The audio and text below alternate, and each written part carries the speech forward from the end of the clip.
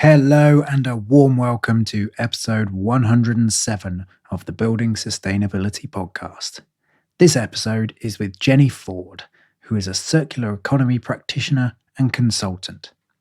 I'm Jeffrey Hart, and every fortnight, join me as I talk to designers, builders, makers, dreamers, and doers. Together, we can explore the wide world of sustainability in the built environment by talking to wonderful people who are doing excellent things. So this is the first of two episodes with Jenny Ford that were recorded in Bristol in late October 2023. The second episode will follow in about a week or so, once I've had a moment to edit it down. This episode sees us returning to a more regular schedule of podcast releases. I'm very pleased to say that we have a whole host of episodes recorded and ready to go. I'm aware that 2023 has been somewhat patchy in terms of new episodes, but I am very, very happy to be thoroughly re-inspired to bring you lots more fantastic conversations. One episode that is yet to be recorded is a special Christmas chat with friend of the podcast, Mike Hill. And for that, we are throwing open the topics to you, our listeners. So if you've got a question or a thought or something you want us to talk about, drop me an email. You can do that through the Building Sustainability website or through any one of the social media channels with the questions you'd like answered, and we will do our very best. Another wonderful thing that is happening next year is that we are opening up the Nettlecombe Craft School for courses. We have got a whole load of courses in traditional crafts lined up, including basket weaving, bowl turning, brush making, lino printing, and a whole load more yet to confirm. Hopefully we can see you there for a lovely crafty time and a chinwag round the fire. Head on over to nettlecombecraftschool.com to book yourself a place now. In other event news, I will be talking at the ACAN, the Architects Climate Action Network Natural Materials Group, on the 13th of November about earthen floors. The whole session is around natural flooring and features industry leaders discussing different natural flooring options and build-ups. Also, I'll be there. Check the ACAN website for that if you want to be in the session. Otherwise, it will be available on their website and their YouTube channel. I will stick a link in the show notes. As always, at this point, I take a moment to thank our new patrons. These are the folks who are financially supporting the podcast. New supporters this week are Sarah Hutchinson. Thanks, Sarah. Thank you to Anthony Brown, the coppice master himself. And finally to Rob Brooks, who is on the higher tier and so is getting himself a hand-carved wooden spoon. Currently, I am working my way through some beautiful sycamore from the Nettlecombe estate. So look out for your spoon coming through the door sometime soon. If you would like to support this podcast, and it is independently produced by me, takes a lot of time, quite a lot of hard work, then it will be really gratefully received. If you can support, then please do at patreon.com/building sustainability. But equally, if you can't afford it, then enjoy this for free. As per usual, there is a whole host of links that are mentioned in today's podcast. They are in the show notes which accompany this episode. Also on the website, buildingsustainabilitypodcast.com. Check them out if you want to dive further into what's been talked about. Finally, when I came to edit this podcast, I was struck by just how much I seem to derail and distract from Jenny's excellent words. So if you spot any slightly clunky editing, it's because I have snipped myself out for everyone's good. Right, that's it for me. I am back at the end. Enjoy Jenny Ford.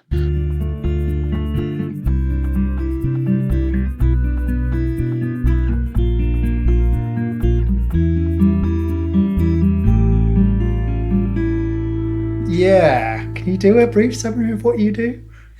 Yeah. Yeah? I can. Well, great. Yeah? Yeah, go for it. I'm impressed. I'm Jenny Ford. I am founder and project lead of Materials in Mind, and I have recently established, or in the process of establishing, Factory X, which is to be a destination future of construction show park, but also demonstrator of what's current practice in low carbon within the built environment industry. I am a circular economy practitioner and consultant within Materials in Mind, and that's sort of built on a couple of roles that I've had since sort of a background in as a CAD technician for engineered timber buildings. Okay. Followed by a master's in sustainable development in practice. And then my first role out of that was working with Snug Homes on low carbon modular buildings. And I was a co-designer and materials lead and researcher. And more recently working with the tiny homes community as a circular economy consultant. Nice. Great. That is succinct. I used to find it so difficult. And actually, I think everybody who knows me has a real hard time telling other people what I do. That I don't really get it. But I think now that I've shifted a lot of what I talk about or how I frame things as circular economy, because circular economy is actually like a much bigger thing. Yes. But it can be nicely rounded up in that phrase. Then, that's really useful for me, because then I can go into a conversation about what circular economy is, but I can just say I'm a circular economy practitioner and consultant. Yay. Nice. Easy. Great. Can you just tell me what I tell people what I do now? Do we want to start with General Hero? Well, now you've made me uncomfortable. Is there like a quick, what is circular economy? Yeah, because there's like the standard definitions from the Ellen MacArthur Foundation. Now Letty's got their circular economy primer. And they're all, can be simplified or as complex as you like. But when I think about it, it's really about using less to start with, making sure that things are joined up. So, traditionally we have this linear economy where we are extracting materials from environments across the world. We are turning them into products, generally short-lived products in a lot of cases. Fortunately, within the built environment industry, that they have longer lives. So that is an advantage. But generally, we do not have an economic model in place to then keep those materials in circulation. So we're constantly going back to that extraction point. So the circular economy for me there represents keeping the loop going. So putting in place infrastructure, and importantly, that's the thing that I feel that we are super lacking. And putting in place, the infrastructure to enable that circularity to happen and those loops to close. And then finally, around like the regenerative side, is that we also need to be regenerating those resources and those materials and industries and economies and communities that we have been constantly extracting from. And I think it does cover all those things. It's not just regenerative design in terms of like biodiversity and crops perhaps, or land restoration, but it is much more about like the economies, like all our small workshop industry spaces disappearing from our cities and towns. So like, how do we regenerate those kind of things through this new infrastructure that we can put in place? Brilliant. Oh, you're good at talking. I'm very, slightly jealous actually. So describe your sort of route into this in a bit more detail.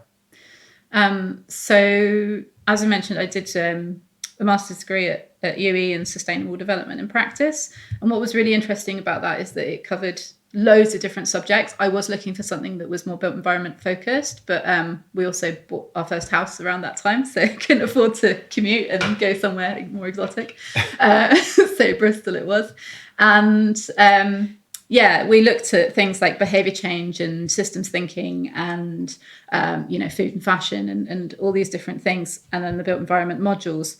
But through that, my thinking was very much about distributed manufacturing. It was about localizing material flows, and that was what my thesis was about. So it was very much looking at how we harness the materials that are flowing around our cities.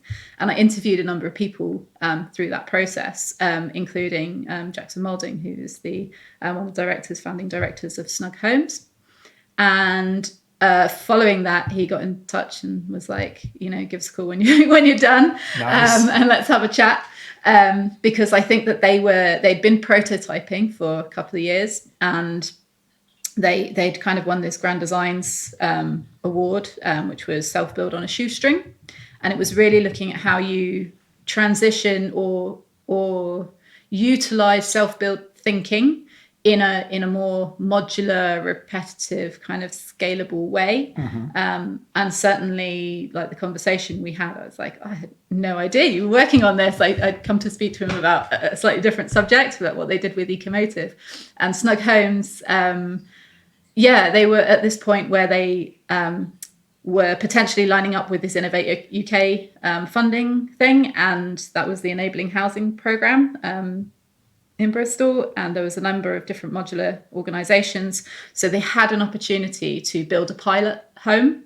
They had a person who wanted to buy the home so that it could be utilised, lived in, and actually go into someone who was in housing need. So it fit the agenda really, really well. But yeah, what they wanted to achieve was basically demonstrating you could build a small home, so not a tiny home, but a small footprint home. What's sort of definition of small in that scale? So this was 22 square meters per floor, so 44 square meters. So it had to be over minimum space standards, although there was a lot of complexity to that as well, because minimum space standards in the context we discovered really only applies over one story. That whole standard applies to a single story. And there just hadn't been an instance of a two-story minimum space standards project, new build. So we were already, hitting these kind of planning hurdles before we even got into like what we were building it from and how we were building it and how we made it mortgageable as a modular home. So basically it was a volumetric system. We were building sort of small container-sized units from timber ring beams. And they had the basic sort of structure and material palette ready when I joined. And this was like 2018. And I basically just interrogated all the material choices, looked at what they were trying to achieve values-wise as a business, so helping them define those. My role just like blew up. It was basically like join the team and get stuck in. And yeah, I'm definitely like one of those people with like once you start the conversation, it can go off in all sorts of different directions, but definitely focused on the materials research, but how you make that align to an overall vision. So, whether we had like a manifesto or a vision piece around what Snug Homes was going to achieve, and which we did, and which we put together very succinctly for our ASBP award when we won Project of the Year. That was nice, and nice to see how well we aligned with those 6 pillars as well. But yeah, very much like community, so building it with and for the community, for it to be very low impact, and to be resourceful at all, as a sort of overriding vision, and to have like the social and economic benefits as much as we could. So again, like with materials and purchasing wise, I looked at things like local economic multipliers. So there's a thing called the LM3, and it enables you to track your spend. And we didn't use it on the pilot, but it's something that we would put in place for future builds. And it's really, we were trying to spend as much money with local businesses and smaller businesses. So if you buy online, your money goes out of a region on the whole. If you buy from a merchants or a chain store, a small percentage will stay because that's wages, but or site rent of that premises, but the majority of the money goes outside. And then if you spend with a local independent, then the majority of that money stays in. Obviously, the money for material purchase probably is brought in, but everything else about it stays locally. So yeah, that's what we were trying to achieve there. And then generally making the material decisions, so interviewing material suppliers, thinking about the palette and what we could do. So one thing I liked modeling out, and this was really fun, was thinking about the palette or a menu, so that you could have a course, a palette of materials that suited different like budget options, and what you could include in that, and how exciting you could make those palettes or those menus of materials. And so for us, we were trying to achieve like a very affordable home, and particularly we had a tight budget for the pilot, but looking at recycled cotton denim, which again was a product I'd come across through the ASBP. Cellulose, so working with Warm Cell, and both Jackson and I had prior relationships with the team there. The timber ring beams came down from Scotland, so they were. Did we get them from Scotland? I think we might have got them from elsewhere. You can. Timber ring beams from wherever they came from. But we've explored several different relationships with them, because as we started building, kind of new suppliers kind of appear, and you can explore what you'll do next time and where you'll... Yes, it's always kind of, we're doing this now, but in the future it might be, or there's hope, like, this is going to be better, and the more can we people reduce use these, transportation distances and things like that, so you start somewhere, and there's always improvements. It's like, we've just done, I also led them through ISO 9001, because it was the first step to getting the BOPAS or similar NHBC plus what we need to have for a mortgageable home. And so you need to have ISO 9001, and that really is all about incremental improvements to the whole business operation. So that was really fun.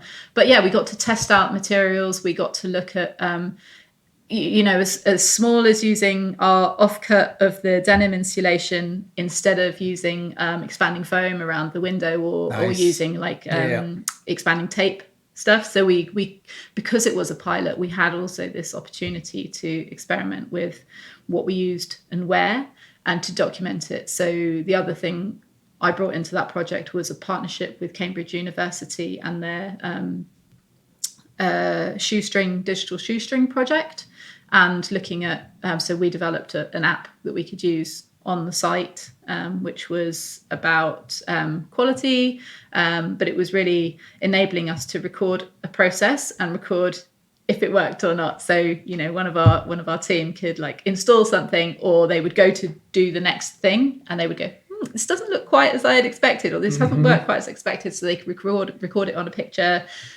raise it to either the site manager or to the design team, and it's then captured for us to review later and improve. Because normally you just get a grumpy builder going like, well, that's a stupid bloody idea, obviously that's not going to work, this is and that's as far as it goes. And whinge about it over a cup of tea, and then and I think again that comes back to that ISO thing, is having these kind of like business things that you do within your business, as opposed to it just being a project. And this is the advantage with modular, and when it comes to talk about Factory X later, why I want to include all different types of construction, because as much as modular's kind of been gaining a bit of a negative rep because of like what's in the news, but very little of that refers to these kind of small businesses that are doing repeatable builds, and let's just call them that, because they might be kit of parts, they might be kind of timber frame approaches, but generally what you're trying to do is have a fixed palette of materials, a repeatable process, and a way to just have like that constant incremental improvement. So like I will always be aiming to kind of like have a similar structure at the end of it, but we can improve the ways that we achieve that on every single project we do. Yeah. And that's what I was really interested about their approach. The other thing we did was work with early stage builders. So there was a few green building master students from CAT, and some local community members and other volunteers from, who'd heard about the project and who reached out and wanted to be involved. And so they were very open to these approaches, and didn't come with sort of like that big knowledge bank of like, I do this is the way I've always done it, which can really be a setback when you're trying to implement, lean construction practice or new materials. It sort of seems to me like, there's like the we do it this way because that's how it's always been done, builders. And then there's sort of like a new breed of builder that's, thinking about it, wanting to improve it. All the things you're saying, like thinking about materials, thinking about waste, thinking about well-being of their employees. Well, actually, it's interesting because so I'm teaching future of construction boot camps. I don't like that word either. Skills boot camps. Let's just stick all of the phrases we hate in this one. For WECA at the moment, and so the West of England Combined Authority, they've got like a skills agenda. So it covers lots of things. So sustainable businesses, digital practice, and then they've got a construction interest as well, because I think they've been looking at the areas which have been identified as having a severe decline in labour, and just kind of like, particularly with construction, you've got an aging workforce, and then quite big skills gaps in the areas that they're trying to like move forward. And so like modern methods of construction is a big focus of those boot camps. And I think what's interesting, like, so there's the bit of framing when you talk about modern methods of construction, people can be like, I have no idea what that is, but actually most people have got some involvement with it, particularly with the category 6 and 7, which is site-based initiatives. So either site-based processes like I'm looking out the window here and there's like a big scaffold tent that enables you to build in all conditions. That's essentially a modern method of construction. Right. It's bringing a factory condition to a site, and then the product-based efficiencies like large format materials or like concrete formers that you just bring to site and pour cement in. So a lot of people are really familiar with it, but we tend to call the people who are not working in these approaches conventional builders. And then there's the more politer one, which is like traditional building, but then traditional for most people would refer to something else like traditional crafts and skills. And it's just confusing. And I think that actually it's more having a conversation about better practice in general. I understand the need for the category approaches because that's how you divide out, volumetric construction from kit of parts from site-based initiatives. But this kind of division of who falls into old school, new school, like it's a bit divisive. But what I think everyone can relate to is things like materials that are a joy to use, process that are a joy to use, processes that make a difference. If you can see that this, I'm really frustrated every time I come on this site because it's like there's all this like rubbish outside, and I just don't like. I'd like to see that change. And there are obviously ways that we can like make that change. But when you're working day to day as a builder, and this is like, when I was figuring out what role I would have, would I be an architect or did I want to like get involved on sites? And then fell into this. I didn't really know what a consultant was. Just like I still don't know what a consultant is. Feeling it out every day. But it's having the ability to step away from the day-to-day activity and observe. For me, I'm just observing everything all the time, the good things, the bad things, and going like, what if they tried this? What if you brought a bit of that practice to this scenario? And then having the ability to have that conversation with the people who can make those improvements. And I think then, if you're talking about materials, people who have had spent their life installing itchy insulation, or having very dusty materials that they've been working with, and then you suddenly offer the potential for them to try something different, but this actually can be worked with similarly. It's having the opportunity for them to find that material, to have exposure to that particular new opportunity is the tricky bit. But yeah, I think everyone can be open to it once they recognize that what they've been doing isn't actually, I don't really enjoy working with that. Yeah, it's like, do you want a day installing rock wool, or do you want to use sheep's wool? It's like, you only need to use sheep's wool once to go, oh, it's really nice. I'm not itchy, my eyes aren't puffy. Yeah, like the denim insulation one, we found the big pair of scissors that would just cut that really nicely. I've used it when we had our retrofit survey for this place. We had the thermal imaging people from First Thermal come round, and they identified a load of gaps under skirting boards, and I just went to Snug. I was like, can I just borrow a sheet of just bring back a bat, and we've just been cutting strips off it and stuffing the gaps in the house. Brilliant. And it's so nice because it's all squishy, it's soft, it's I've been using the Indie Nature hemp stuff. Yeah. Love it as a product. It's quite hard to cut is my only negative. Maybe I just haven't got the technique. I've got one of those insulation swords. Yeah. It looks like a Excalibur bread knife thing.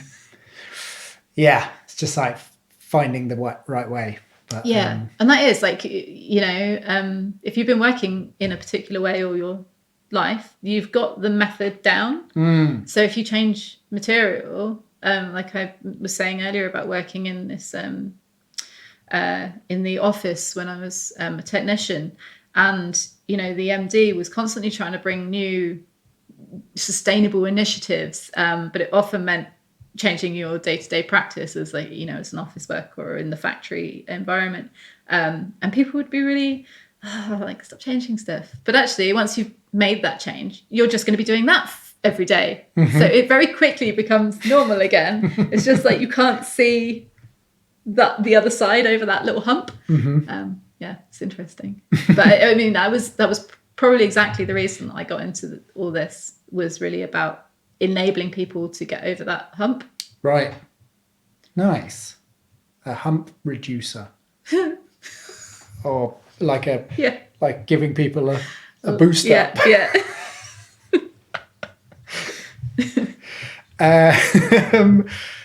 So how did that project kind of go with the Snug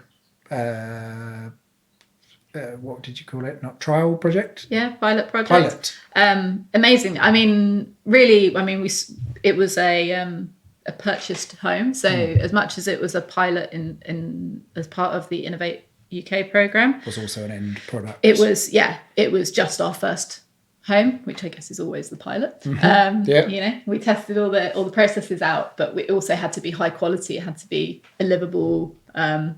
It had to perform as we said it was going to perform, and we had to ensure, because it was rented to someone, that we could form a relationship where we could get that post-occupancy evaluation, which is a thing I think is missing from nearly all construction, no matter whether it's a resident or commercial or industrial space. Getting that feedback is the only way that you're ever going to make those improvements. But yeah, amazing. It was, that moment when the modules are taken away from the site we were building on. So we were leased a site by the council to build on, which was an old community centre. And we built 4 modules on that site, which was the most we could build at the one time. So it was the house was made up of 4 modules. So 2 came together on the ground floor, 2 on the top floor, and then they were transported, I think, under 2 miles to their final destination, which was a back garden site. We had stripped foundations for those, and the day that it was taken away, we followed it in the car. Nice. Got a little video of it being transported and then landing on site and then being connected together, and then then the top floor coming on. And then because I designed the staircase, which was CNC'd, and we installed that beforehand, but it essentially all has to fit together. Like, this is the other thing with building like volumetric and kit of part type buildings, is that the quality and accuracy has to be there, no matter like whether you're building it in a a super factory or you're building it in an old community centre in the car park. If the accuracy is not there, it's not going to connect, and then you're going to have performance problems. And so the fact that the CNC staircase fit like a dream, the fact that all these modules went together, and we used the denim insulation as a cushion between them. Oh, nice. And that, and again, those were kind of those materials research elements which I looked at all different ways of buffering the two pods, because they also need to be demountable at some point. We wanted to design for demountability, for like reconstruction elsewhere. Obviously you'd have to take off all the timber cladding, but to have that in mind, not necessarily that you would take the whole structure apart, but certainly to be able to reconfigure the modules or maybe expand it at some point. Not so much in a back garden site, but the potential. We wanted to explore the potential within the pilot, because we had the opportunity to do that. And to maybe, if you wanted to put a lean-to on part of it, how would you do that? So we needed to be aware. We needed to understand the material connections and things like that. It was amazing. And we worked with local tradespeople. So we had like local plumbers, electricians, roofers getting involved. The solar was installed on site. We had a solar-assisted air source heat pump. Lovely. We were looking for slimline rain butts for ages that weren't like uber expensive, but getting ones that we could mount on the side of the building. There's some nice ones out there, but they're, when you're at the end of the end of the budget at that point, you're like, can we? I've been researching rain butts recently, and it's like, it's just a tub. How can that be so expensive? So kind of where I ended in terms of what we've got now is we've got a sort of a materials register. We've got a preferred supplier list. We've got a bit of a red list and a black list of like suppliers that we researched and we decided didn't really fit with the ethos of what we were trying to do. And I think that's really important for any company to consider. We understood what waste we were generating. So as I was doing, because I did a lot of the drawings as well and the 3D models during the construction phase, which was so multi-roles in this job. Then you're also able to kind of just about figure out what offcuts you get and try and feed them back into other bits. But we basically wanted to, on a very kind of like regular basis, like weekly basis, measure what we'd produced in terms of waste. So we just had like recycling boxes and a digital luggage strap, luggage weigher. And we started recording it that way. And most things could enter recycling streams quite easily. And then we could just bag things up in a dumpy bag if we needed to get rid of a bigger amount. But we never at any point needed a skip. Nice. And that for me was where I wanted to be. I wanted to understand the process of recording waste. And then just in terms of like appliances, fixtures and fittings, we also ended up with a document where I had presented kind of 2 or 3 best options, and that was through a combination of like ethical consumer and sort of different green guides on be it low energy or low water use appliances, trying to find like the best resources so that even if a product wasn't available, we knew where we'd researched it and where might give us those kind of best options again. And again, like where we might buy them from. So preferred supplier lists. Nice. I was just thinking about the waste that came out of building my house. And I don't know if I ever shared the photo, but I took a photo of all of the rubbish bags that I filled during the length of construction. And it sounds like my house is probably maybe a quarter of that build. But most of my waste was plastic wrapping that insulation came wrapped in. And it's that soft plastic waste. And I was like, Co-op had just put those soft plastic bins outside Yeah. the thing, and I was like, if I went down every day with one insulation bale wrapping and stuffed it in there, could I get rid of it all that way? It's interesting. Like it's like being conscious of that stuff is so important. Isn't it? And tracking, monitoring, recording. And so much easier when you've been involved in the design process, because I think you take away a bit more, because most of the waste generated that you don't expect is wrapping or tape backing. So for the more high performance a building is, like membranes tend to be quite usable because you don't really have any sort of backing to it, and you can use other bits for patching. So it's useful to hold on to that stuff. But the air tightness tape and things like that, I mean, it's literally the same amount of, because of core, so slightly more waste than the stuff you use, because you also get all the bits of tape that you don't end up using, all the backing. So you use less of the whole material you receive from your supplier. And I worked with a friend who was also on the Snug project, and he was building a house just outside of Bath at the same time, and we basically unpacked his skip and put everything in piles. Nice. Kind of forced him into it. So it's just like, I just want to come and see in your low carbon passive house. I think he was building a passive house. And that it's got a lot of different types of polystyrene, like the really hard glassy stuff through to kind of like regular, and then all the tape backing, but like straps, like off, like the kind of straps you get on dumpy bags, just straps. They were like long links of them. I don't know what they were binding together, but I've got all of them. And then there were like these boxes that had, so the boxes all got damaged because they were cardboard and they'd been left in the skip, but they had the plastic handle holder, so you could take out the plastic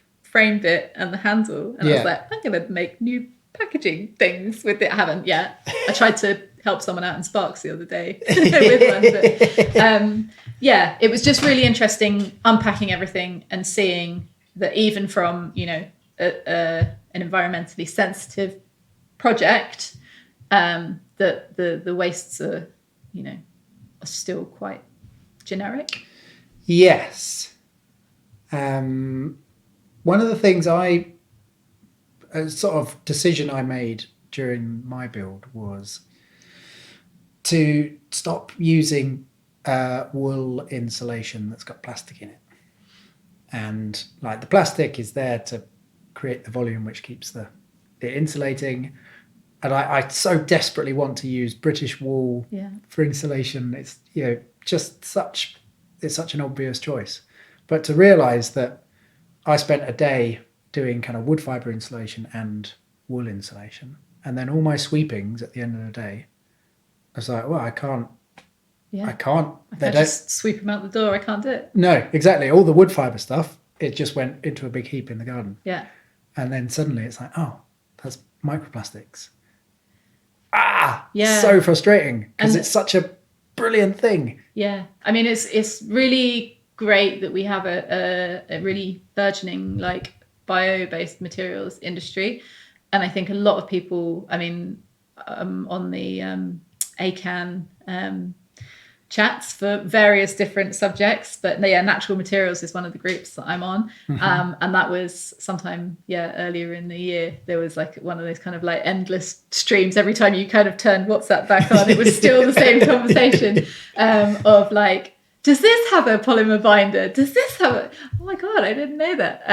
And I mean, I'd only come across it with some of the materials we were using, but we used cellulose, which was great. And the denim insulation, I can't remember now. But generally, that was you can put that back into textiles waste streams. But other than that, we didn't really use any others that we needed to particularly research. So we still, when I came across that, that was quite eye-opening. But I've been able to regurgitate that information to quite a lot of people now and go, did you know? Because you would hope that you could just sweep it out the door. That's why I want to use a bio-based material. Yeah, it was one of the drivers for me using this material. Yes. Damn it. Yeah. It was funny. Like, there was just that suddenly sweeping up and being like, very conscious of my bin bag. I could say it was because of it was research, or it was laziness because I was building at the top of a hill, but I kept all my bin bags for like the duration of the build. Realizing that, I was like, I would say, like, just on sort of to wrap up what some of the materials we used on the Snug, I wanted to demonstrate reuse of materials, and I wanted to demonstrate sort of using. So we wanted to have a balance between natural materials, recycled content, high recycled content. I'd been reading a lot. Actually, in my degree, I'd researched a lot of the wrap work, and they no longer do stuff with construction focus, but they produced some really interesting stuff around how to drive the higher recycled content in building products and what we really should aiming for across the manufacturing industry. So for closed loop recycling, ideally. Is wrap standing for something? I'm sure it does. Waste and Resources Action Program. Okay. Let's say. I can double check that. But yeah, RAP, they are involved with researching waste across all different industries. They work a lot around like food and beverage stuff. Yeah. But they did do a lot of work in construction. And that's sort of all finished. That's all wrapped up now. You can cut that. No way. So yeah, I had these kind of goals, and in Frome there was an organisation that I'd also researched and interviewed called Stormboard, and they were actually a plastics machinery manufacturing company called Protomax, and they're based in Europe. I think the guy was in Frome, but Nick was in Frome, and they manufactured this plastic making machinery for the industry, and he decided he wanted to make one that could work with non-recyclable plastics. And so they designed this piece of kit called the P2. And it's actually a whole factory setup. You need a small factory to put the P2 inside it, and it's several bits of kit in a sort of sequence. And essentially they would take plastic that had, like integrated foil backings and stuff that was quite hard to separate. I mean, I think a lot of random plastic came to them as well, but also hangers, awkward stuff basically. And so whereas companies like Smile Plastics are kind of producing sort of like more high end, they really focused on what the pattern of the different plastics that were being recycled and going into them. When they pressed it was all like beautiful patterns. Stormboard was really, he set it up to sort of intercept the hoardings market. He was fed up with seeing like timber hoardings that were using kind of virgin materials. They were being painted with loads of synthetic paint, and they would still degrade year by year, probably only in place ever for a maximum of like 4 years, and you can tell them they're really decrepit then, and they just get replaced with more virgin timber. And so he was like, well, we could just create 8x4 sheets of this recycled plastic, create these big heat presses that are really like robust sizes, and they even designed a sort of like a scaffold or a ballast system for them. But it was so hard to talk to anyone in construction, because basically when you put hoardings up, it's a, when you're doing your what's the word I'm looking for, like the costings, like every time you paint the hoardings, you're paying a labourer and you're buying paint, and there is a markup on both of those things. So every time you do that, your client is paying you the markup. So although you might not be making much money on it, you're making some money on the fact that you've gone down this particular material route, which is ridiculous. Goodness. And so I'm sure for a few other reasons around like confidence or, not really wanting to disrupt what your normal business as usual is, he found it really hard to intercept. So he was finding other uses, but you could use it as shuttering for concrete. Yeah. Garden centres were using it. He designed a few kind of like emergency shelter buildings.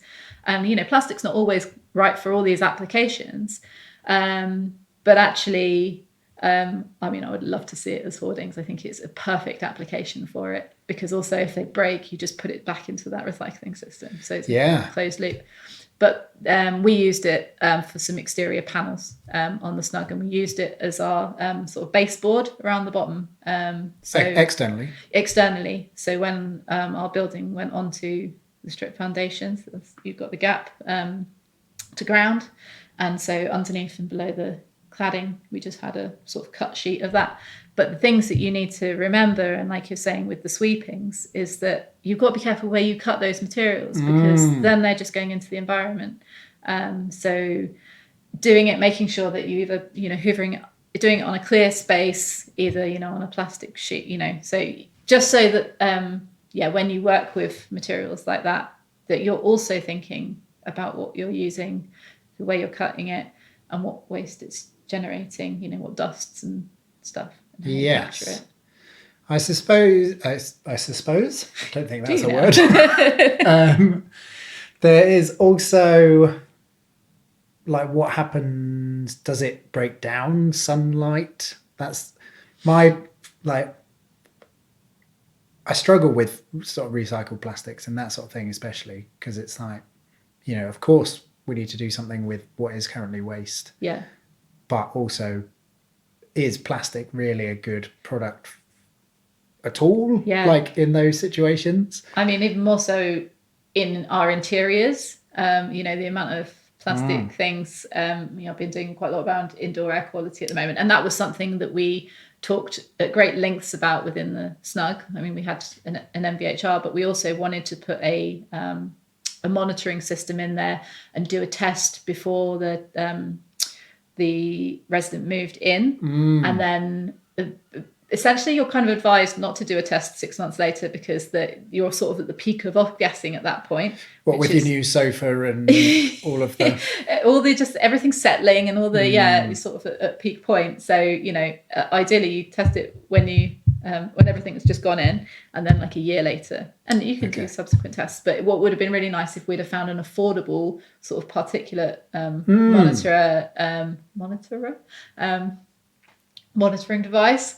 And again, I did quite an extensive bit of research on that, and we didn't really find the best thing. I think Waverton Analytics had a sort of test tube thing, so you could actually go in and do a physical test, and they tested for all sorts of levels of different gases and substances and particulate. Do you know IKEA do one now? Do they? Oh. George, archetype George, he was just posting on Twitter about it. It's like 40 quid. I wonder what it tests for. Yeah, it was definitely particulate matter. I don't think it had CO2, which is what I really want to get, because I really want to dial down my how good or how hard I need to run my MVHR. Exactly. I think that's that's an absolute must-have, isn't it, in those? If you're making airtight buildings. Yes, 100%. And I agree with that. I think I wanted to use Stormboard because I wanted to talk about it. Yeah. And we had some applications where we could test it. It wasn't in, direct, the faces we used it on weren't, constantly exposed to sunlight and things.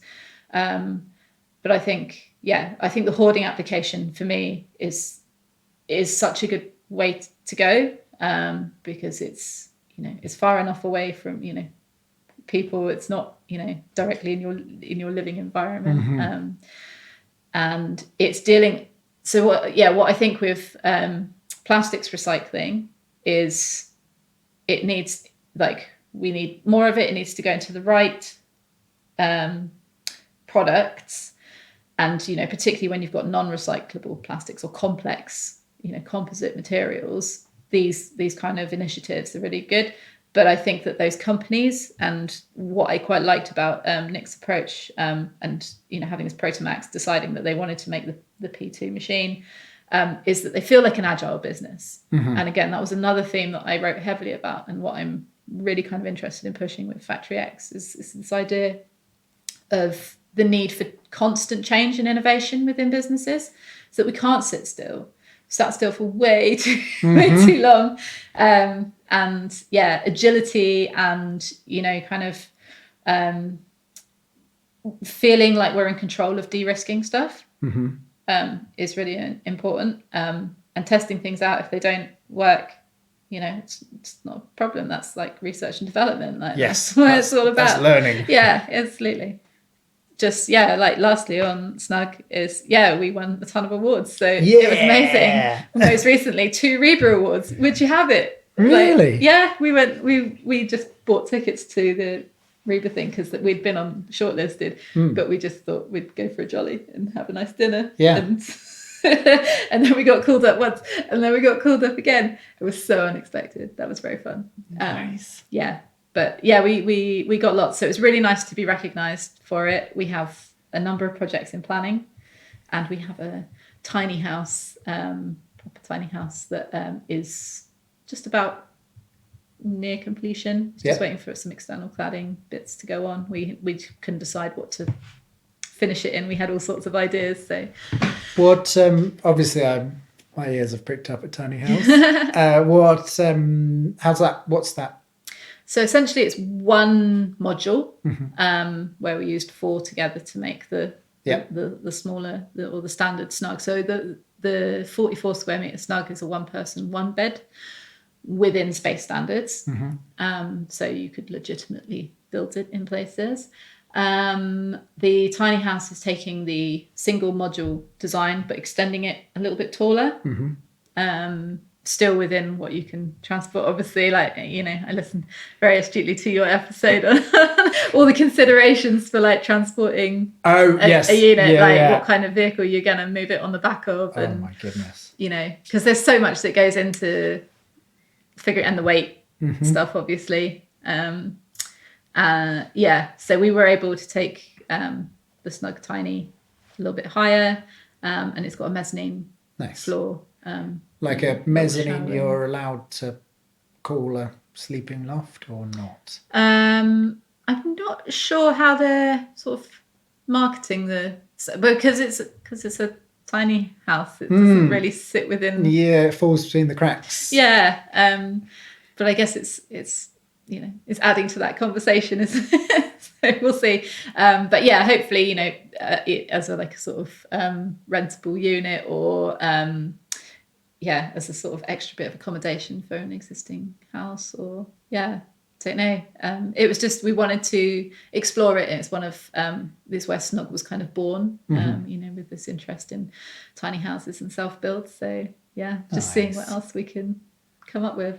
Oh, my friend Hugh was working for Snug for a bit. Yeah. And he said that every morning they read out one of Emma Appleton's 100 Ways. And I was like, yes. Yeah, it's really lovely, actually. And I shared my last session with the skills bootcamp is traditional versus modern cultures. And I kind of go through material cultures, and I go through health and safety culture, and these kind of like on-site efficiencies versus you know, other standard practices, waste cultures and things. And the other one that I like to touch on is the 100 Ways. And that is just, you know, day-to-day kind of culture of being on a building site. And especially when we talk a little bit about the health and safety, or the you know, sort of this increase in sort of fairness, equality, respect, all those kind of aspects, and the mental health issues that surround a lot of construction workers. It's really important. And the 100 Ways is just such a lovely thing to bring into that morning check-in, have a cup of tea. Yeah. Someone picks a number, and that's our mantra for the day. Yeah. Oh, that makes me so happy.